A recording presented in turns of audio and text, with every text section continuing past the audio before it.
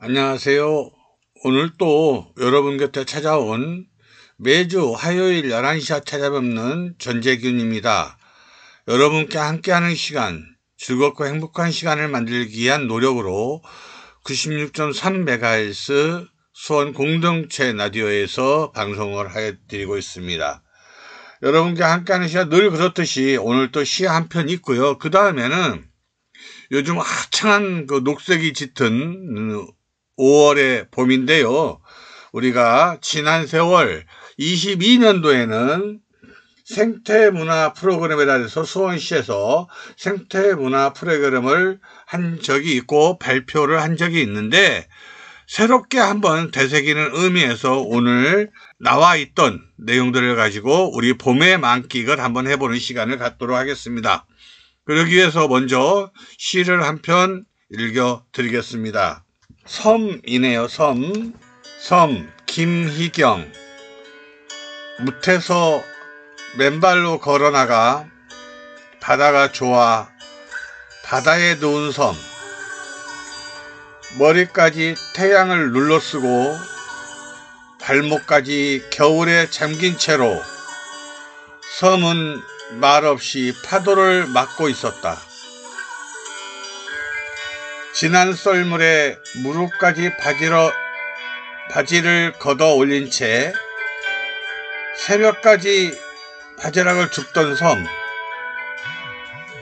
나면서부터 가난하기로 저만큼 가난한 사람들을 버타여 오래도록 하늘을 흐르다 불러줄 이름 하나 얻지 못했어도 저만치 자유로운이 또 있을까. 저만 두고 떠난 사람들을 무태 남겨두고 섬은 배가 되어 바다로 갔다. 등대 하나 제 가슴에 깃발처럼 꽂고 그리움 바다로 갔다. 이야, 이 시는 정말 깊이가 엄청 깊어요. 이야, 이런 시를 머리까지 태양을 눌러쓰고 발목까지 겨울에 잠긴 채로 섬은 말없이 파도를 맞고 있었다. 이야, 이런 대목은 진짜 기가 막힌 감상이 되고 있습니다. 김희경님, 이런 시를 써주셔서 너무나 감사합니다. 2022년 수원시 생태문화 프로그램으로 성과 나눔 발표회가 있었는데요. 거기에 나온 것 중에서 정말 좋은 것들만 4개 발표가 됐네요. 반밭 청개구리 공원 아세요? 반밭 청개구리 공원? 이야, 율전동 125번지에 있는데요. 반밭 청개구리 공원이라고 하는 것은 정말이지 대단합니다. 이 청개구리 자연학교를 운영을 하기 위해서 여러분들이 모여서 힘을 모았는데요. 청개구리 자연학교 이렇게 해가지고 청개구리 자연학교에서 뭘 겪냐 이거죠. 뭘 체험을 하냐 이거죠. 청개구리의 소중함만 느끼는 게 아니라 자연이 얼마나 생태적으로 중요한지를 공부하는 또는 체험하는 그런 시간 아니겠습니까? 우리 수원시의 보물이 청개구리 아니겠습니까? 그런 만큼 청개구리가 그만큼 소중하고 중요한 우리 수원시의 자산이다, 이렇게 봐지고요.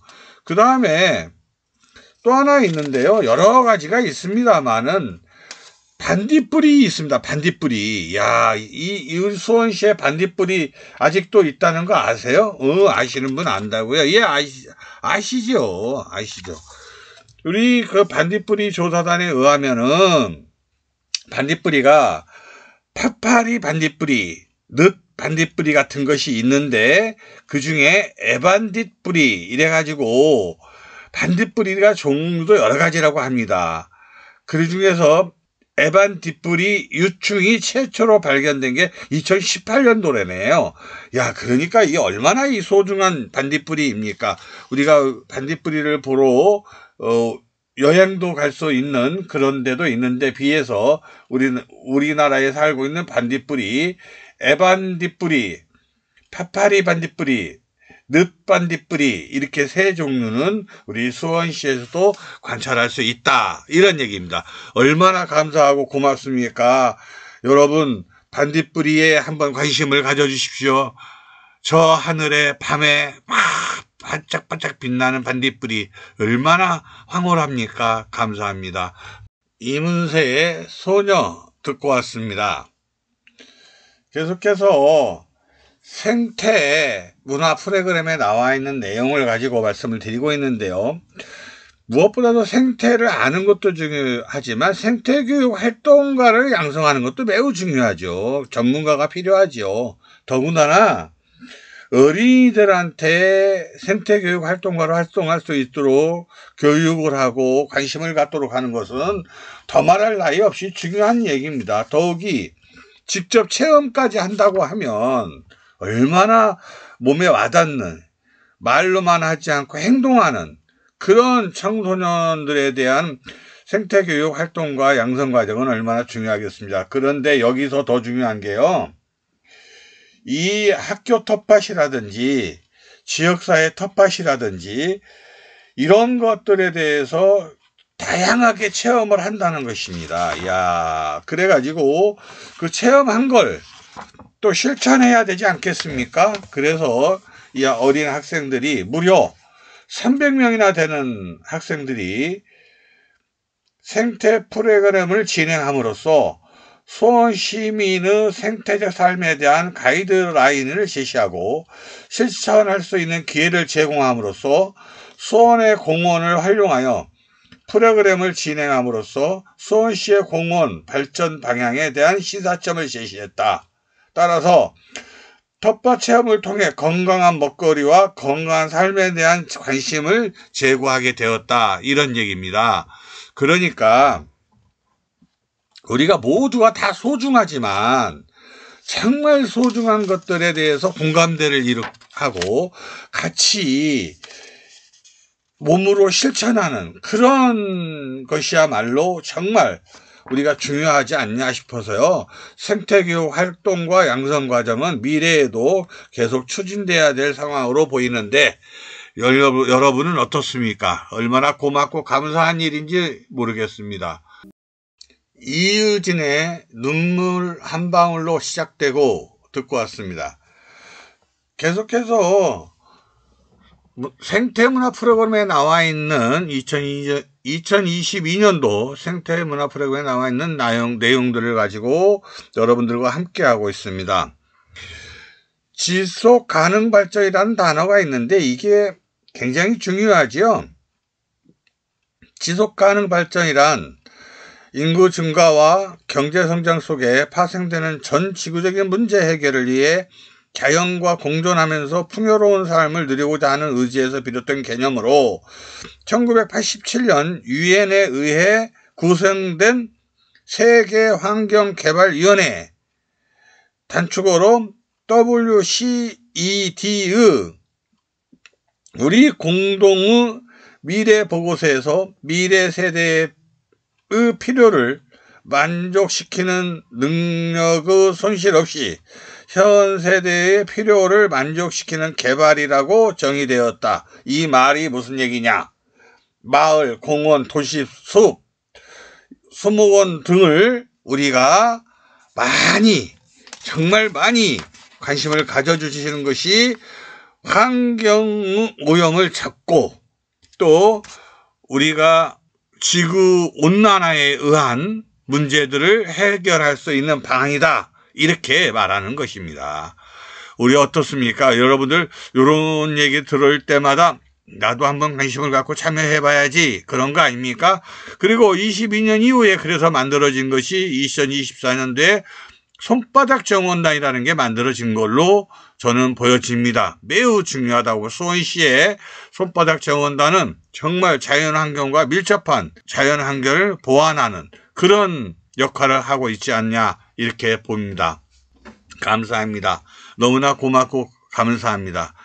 우리 수원 시민들의 봉사정신이 얼마나 많은지 저는 체험해 보았습니다. 감사하고 고맙습니다. 저도 손바닥 정원단을 24년도에 하거든요. 여러분들과 함께 하고 있습니다. 신승훈의 나를 울리지 마 듣고 왔습니다. 여러분들께서는 지금 96.3MHz 수원 공동체 라디오 주민이 주인이다 코너를 듣고 계십니다. 주주 코너의 전재균이가 여러분들과 함께하고 있습니다. 계속해서 지금 생태문화 프로그램 내용을 하고 있는데 여러분들 들어보셨나요? 수원 팔색길. 야, 수원 팔색길이요. 코로나 19 팬데믹 시절에 엄청나게 인기를 누렸다고 하는데요. 여러분들 한번 길 이름을 한번 생각해 보시기 바랍니다. 모수길, 지게길, 매실길, 여우길, 도란길, 이렇게 자연과 생태가 함께하는 길이 있고요. 그 다음에 수원의 경계로 둘러보는 수원 둘레길, 역사문화 담긴 효행길, 화성 성곽길, 이렇게 8개의 팔색길이 있다는 것이죠, 수원에. 근데 이름만 들어도 대단하지 않습니까? 특히 여러분들이 가보신 공원 중에서 광교공원은 엄청나지 않습니까? 정말이지. 광교공원 할 거 없이 우리 수원시에 있는 공원이라는 공원은 전부 멋지고 잘 되어 있습니다. 대부분 둘레길을 한 바퀴 돌면은 막 2km에서 3km, 또 먼 데는 4km도 있습니다만은 대부분 한 바퀴 돌 수 있는 그런 산책길로 잘 꾸며져 있고요. 그렇게 깨끗하게 잘 해놓을 수가 없어요. 어느 시를 가도 우리 수원시처럼 잘 해놓은 데가 드물 겁니다. 그래서 말씀드리건데 우리 팔색길, 수원 팔색길이 있다는 거 한번 감동을 하면서 이문세의 조조 할인 듣고 왔습니다. 여러분들이 생각하시는 수원시는 어떤 것을 느끼십니까? 저는요, 숲을 만나고 숲을 느끼며 희망을 찾는 숲을 향해 아이들은 출발합니다라는 말에 공감이 갑니다. 이 이야기는 수원시 생태문화 프로그램에서 나온 이야기인데요. 아이들의 얘기를 좀 들어볼까요? 아이들은 어떤 것을 느끼고 있는지. 추운 겨울을 이겨내고 따뜻한 햇살이 비치는 봄이 되면 누구나 생동감 넘치는 숲으로 향하고 싶어 합니다. 우리도 그렇게 숲으로 가고 싶습니다. 우리도 그렇게 숲으로 갔습니다. 이런 어린이들의 얘기는 진짜 글자 그대로 순수하지 않습니까? 얼마나 듣기에도 좋습니까? 또 하나 소개해드리면 첫 만남에는 서로를 알아가는 설레이는 시간을 가졌습니다. 이게 뭐예요? 숲과의 만남입니다. 숲과의 만남을 이런 식으로. 이야, 몸이 불편한 친구도 있었지만 숲길을 걷고 산에 오를 때면 아이들은 씩씩해집니다. 역시 그렇죠. 아이들은요, 야, 몸이 불편해도 이렇게 산에 오르거나 이러면요, 왜 이렇게 씩씩하고 당당해지는지 모르겠어요. 이래서 숲과 가까이 하지 않나 싶습니다. 또 하나 들어볼까요? 숲에 들어서면 무엇을 할까? 고민하지 않아도 아이들은 자연 속에서 하나가 되어 갑니다. 이야, 이거는요, 정말 어른이 하는 소리 같죠? 아이들이 하는 소리입니다. 한번 생각해 보십시오. 얼마나 아이들의 목소리가 좋은지, 또는 생생한지, 또는 순수함 그대로인지를 알 수 있습니다. FX의 나차타 듣고 왔습니다. 지금 계속해서 숲 생태문화 얘기를 하고 있습니다. 야, 생태문화 중에서요, 우리 아이들의 얘기를 더 좀 해보겠습니다. 아이들의 얘기에서 우리는 어른들이 어떤 감흥을 받고 어떤 감동을 받는지 한번 보도록 하겠습니다. 숲에서 찾은 자연물들은 재미있는 놀이도구가 되고 그 속에 숨겨진 자연계의 비밀들을 알아가기도 합니다. 이야, 이거는 정말 놀이이면서 자연계의 비밀을 알아가는 숲체험이죠. 정말 대단합니다. 또 한쪽에서는 선생님 없이도 숲이 친구가 되어 신나게 놀이를 합니다. 이야, 숲이 친구이고 숲이 놀이기구이고 숲이 선생님인 거죠. 이야, 또 하나는 자연 생태계 속에서 함께 살아가는 식물 이야기도 듣고 곤충 이야기와 나뭇잎의 비밀, 겨울을 준비하는 나무들의 숨은 전략들은 아이들의 관심을 최고로 갖게 합니다. 야, 이건 맞죠? 아이들도 뭐 이 곤충 이야기, 나뭇잎의 비밀 이런 것들 참 재미있지 않습니까? 얼마나 재밌어요. 예, 이것이 자연이 선물하는, 인간도 자연의 일부이므로 자연과 자연이 숨쉴 수 있는 그런 것 아니겠냐 싶습니다. 윤하의 비밀번호 486 듣고 왔습니다. 여러분께서 듣고 계시는 이 방송은 수원 공동체 라디오 96.3MHz 주주라는 코너입니다. 주민이 주인이다 코너이고요. 코너쟁이는 전재균입니다. 여러분과 함께하고 여러분과 즐겁게 할 수 있도록 노력하겠습니다. 지금 진행하고 있는 이 프로그램은 주민으로서의 알 권리, 주민들이 알았으면 좋은 것들을 시사 프로그램으로 엮어서 여러분들과 함께하고 있습니다. 주민자치에서 하는 활동 또는 시나 의회에서 또는 봉사단체에서 하는 활동들을 일부 소개시켜드리고 세비톡톡에 올라온 내용들도 가끔 소개시켜드리는 그러한 시사 프로그램의 주주 코너입니다. 주민이 주인이다 코너입니다. 이어서 계속해서 도시공원숲 생물 다양성 모니터링이라는데요. 예를 들어서 이런 겁니다. 습지공원 하나만 하더라도 목본, 그러니까 칠렵소, 수국, 떼죽나무, 단풍나무 등 이런 것들이죠. 진달래, 산철쭉, 미선나무, 담쟁이 덩쿨 이런 것들을 합쳐서 무려 62종이 있다는 거고요. 그 다음에 초본이라 그래서 고마리, 토끼풀, 왕고들빼기, 개간냉이, 이꽃들빼기, 소리쟁이 이런 것들, 샘무릎, 쑥 이런 것들을 초본이라고 하는데 이게 34종이 있다는 겁니다. 숙지공원에 말이죠. 이야, 이런 식물들, 이런 나무들, 이런 것들이 우리가 살아가는 데 있어서 좀 행복하겠습니까?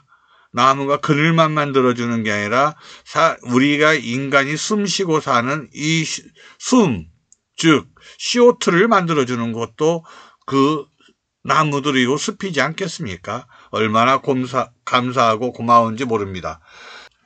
무궁화 얘기를 잠깐만 좀 해야겠습니다. 무궁화 얘기.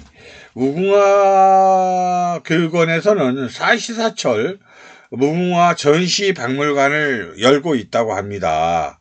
그러니 무궁화 박물관에도 한번 관심을 가져주시기 바랍니다. 우리나라 무궁화가 사시사철 볼 수 있다는 것만으로 너무 행복하지 않습니까? 무궁화에 대한 이야기는 여러 가지 이야기가 많습니다만은 무엇보다도 우리나라 꽃이라는 거죠. 우리나라 꽃